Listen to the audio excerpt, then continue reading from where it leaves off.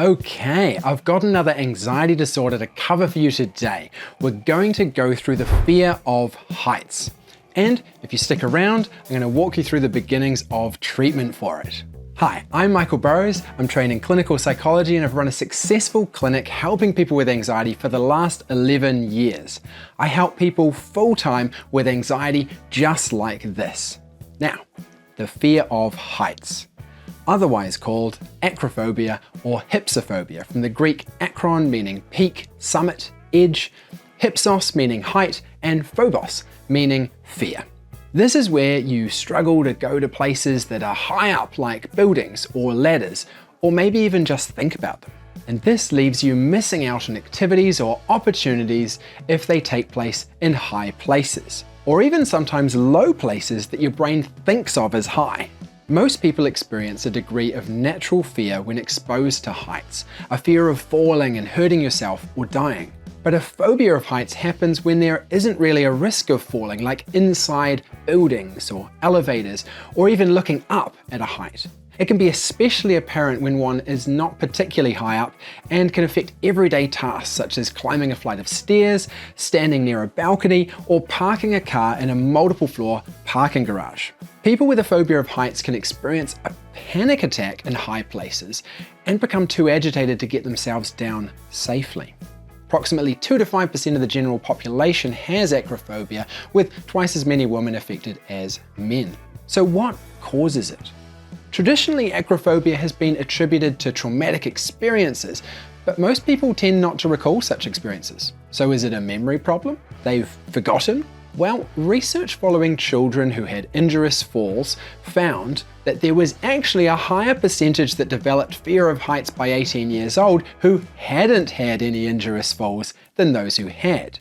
It might be that it's caused by a lack of exposure to heights in early life to gain a sense of mastery and confidence in our balance. Research where they had children crawl over visual cliffs, which is where they're high up but with a glass panel beneath them, found that we innately have some caution around this, but gain confidence with practice and exposure. Our base temperament can affect how wary we are with potential dangers as well, with some being more impulsive and others hanging back. You gotta remember, with any fear, avoidance breeds anxiety. So if you started to avoid going up high as a kid or as an adult, you would build up anxiety about heights. Add to this that as height increases, visual cues recede and balance becomes poorer.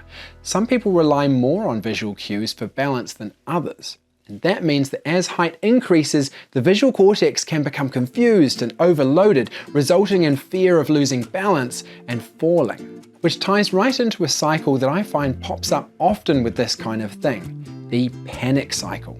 One negative experience that is more common to have while up high is a panic attack. This is where the physical sensations of adrenaline, like dizziness and lightheadedness, become so intense that it feels like you're being attacked by panic. This comes with a sense that something terrible is going to happen, and so you're likely to assume you're in danger.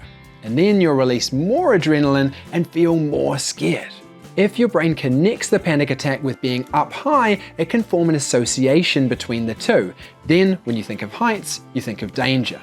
Or you worry about having another panic attack. All of these causes are linked by one thing: avoidance. Whether that's of going up high and falling or having a panic attack. And remember, avoidance breeds anxiety.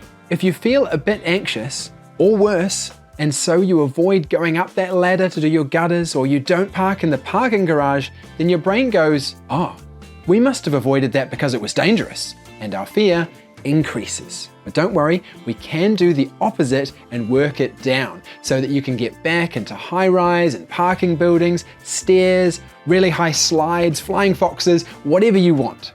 So how does treatment work? Well, interestingly, only about 10 to 25% of people who have this phobia go looking for treatment, because it's easier to just avoid heights and try to make do with the activities you've got left. That's not you. You're looking to get your anxiety down and get back into your life. That's why you're watching this video. So what can you do to treat a fear of heights? Well, what is fear? an expectation that something bad is going to happen, followed by the release of adrenaline to help you escape it faster. The best way to change this expectation of danger is through experiencing that it is safe, otherwise called exposure therapy. This builds our confidence that we can be high up and not fall. If you've got a panic cycle going on, it might even be necessary to prove to your brain that you can panic and not fall. Now, I've got you covered for the beginnings of exposure. We can kick you off on reducing your fear of heights with some videos. So subscribe and stay tuned. I'm going to cover the full suite of virtual exposure you can do right here on YouTube. Words, images, soundscapes, and videos, even VR. You'll get to virtually experience being up high in a few situations so you can give your brain the experience it needs to feel safe when up high.